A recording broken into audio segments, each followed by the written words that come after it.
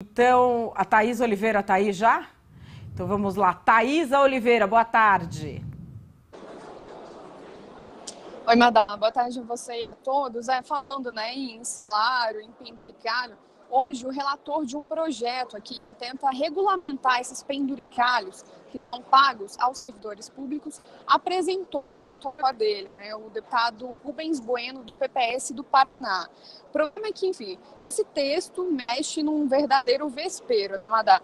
Bom, a gente sabe que constitucionalmente nenhum servidor público deveria ganhar mais do que o salário, mais que um ministro do Supremo Tribunal Federal, ou seja, R$ 33.700 mensais. Só que existem tantos penduricados, tantos auxílios, desde o auxílio moradia, passando ali por auxílio creche, auxílio paletó, auxílio livro, refeição, que na prática o salário de alguns servidores públicos acaba superando esses R$ 33.700 mensais.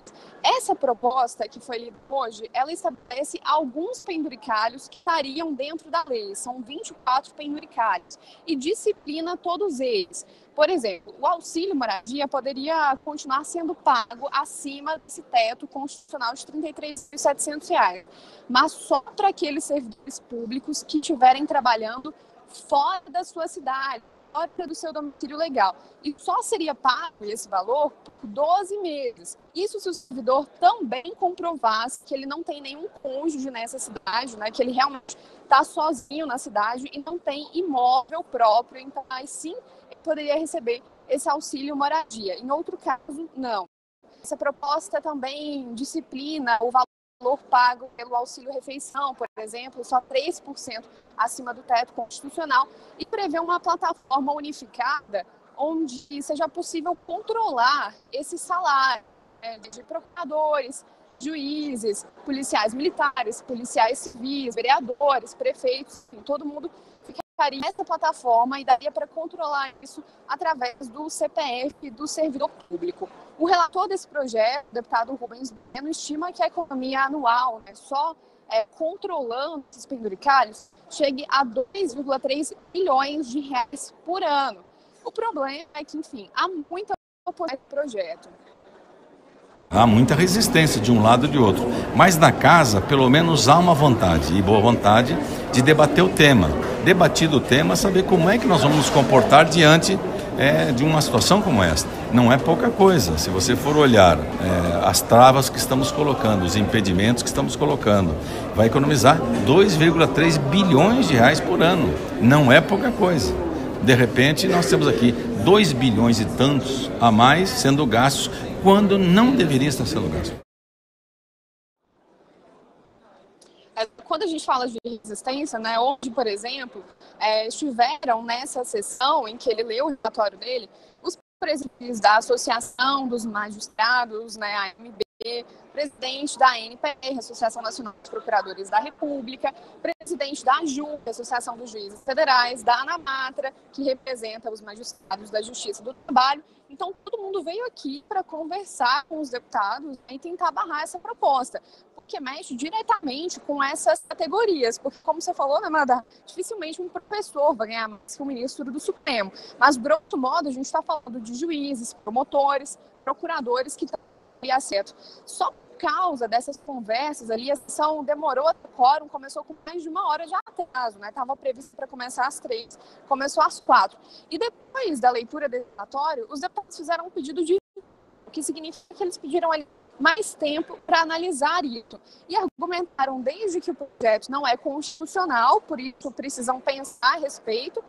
Enfim, a proximidade da Copa também foi um argumento usado aqui para tentar postergar a votação desse relatório que foi apresentado hoje.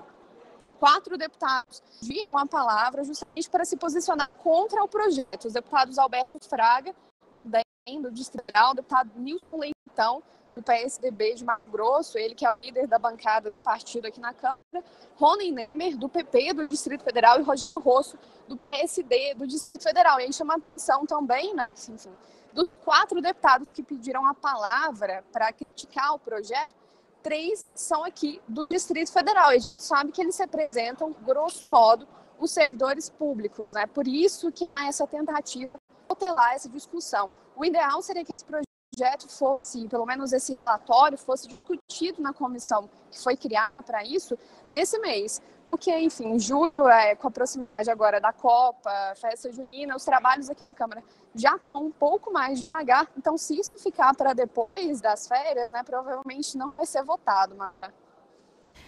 Na verdade, a minha aposta que eu estou lançando aqui é que não vai ser votado. E essa conversa de inconstitucional, ela vai ser ouvida sempre, mas ela é uma coisa que vai contra o que se chama tecnicamente de hermenêutica jurídica, que é o espírito da lei. Quando a gente ouve, por exemplo, que todos são iguais perante a lei, ou como preferem os estudiosos do direito, a lei é igual para todos, significa o quê? Que não pode ter lei criando privilégios para uma casta num país de miseráveis, em que o único tipo de inclusão social de algumas pessoas foi ter esperança de comprar uma geladeira melhor, um fogão melhor, em que as pessoas não têm esgoto em casa. Não podem esses funcionários criar penduricalhos e ir lá alegar filigranas jurídicos para não perder este tipo de indecência que é paga a eles. E as autoridades vão ter de confrontar isso sim, porque o povo está ficando revoltado. Não é possível que 90% do que o país gasta com funcionalismo público seja direcionado a 10% dos funcionários. E não é possível que o Brasil gaste mais com funcionalismo público do que países como a Suécia, do que países como os Estados Unidos, que têm serviços públicos de excelência, que tem pessoas preparadas para prestar esse serviço e que tem pessoas que estão ali para servir o público. O que a gente tem por parte desses deputados do Distrito Federal é a representação mais bem acabada de quem acha que é dono de um quinhão do Estado. Eles não são. E eles vão ter que sair de lá, porque a gritaria já está ficando alta, Thaisa. Não tem jeito. Uma hora a casa desaba. Não vai ser agora, Brasil. Continuemos gritando. A Thaisa está acompanhando aí, né, Thaisa? Mas como você falou, assim, provavelmente não vai ser agora, viu? O que a gente viu hoje na sessão. Inclusive, o próprio relator também propôs a PEC, porque esse projeto ele não pode acabar com nada. Enfim, são benefícios assegurados por outras leis. Então, o que ele propõe é disciplinar, tornar a coisa ali mais decente, digamos assim, mais uniforme para todo mundo. E aí o deputado acabou, enfim, apresentando uma outra proposta, uma PEC que não poderia ser votada nesse momento por causa da intervenção, mas poderia ser discutida, que essa sim, ela propõe, por exemplo, acabar com as férias, né? Hoje os juízes, por exemplo, têm direito a férias de 60 dias. Por essa proposta, eles vão ter direito a férias de 30 dias, como tem aí os trabalhadores que estão no regime da CLT. Além disso, ele acaba com as chamadas pecúnias, né, que no Distrito Federal ainda tem isso. Os estados também existem, que são licenças, enfim, benefícios, bônus pagos aos servidores públicos. Então, ele também propõe uma regulamentação para isso, né, sugerindo ali que isso seja extinto nas unidades da federação, onde ainda se paga as pecúnias, que são valores milionários.